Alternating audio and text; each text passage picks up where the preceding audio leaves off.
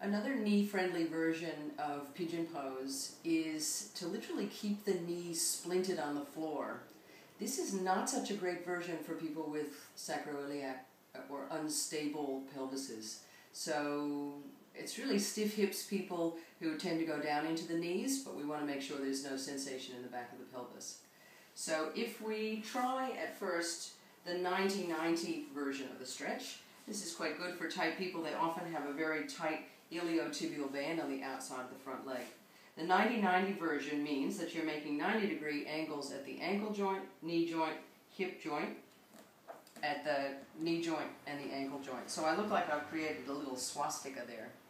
Now for some people, having this buttock and trying to land it on the floor, my sit bone isn't landed, can be quite uncomfortable.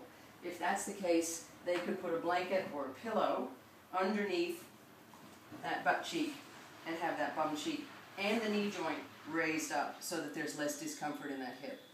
And the key is not to initiate from the thoracic spine, but as we did earlier, we want to create that hip crease here. So we're going to roll the pelvis forward, create a neutral curve, and begin to slowly move down. Nice open chest, long neck.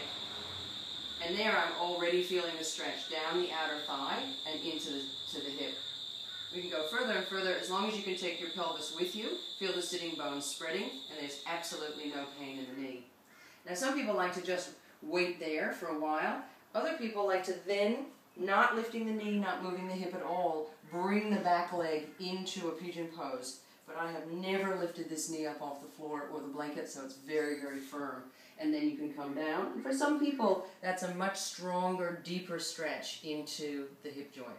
So hip joints are so individual, it's great to be able to offer people a choice. This back leg is doing the same thing, internally rotating, reaching back, and firming that thigh to protect the kneecap on the back leg.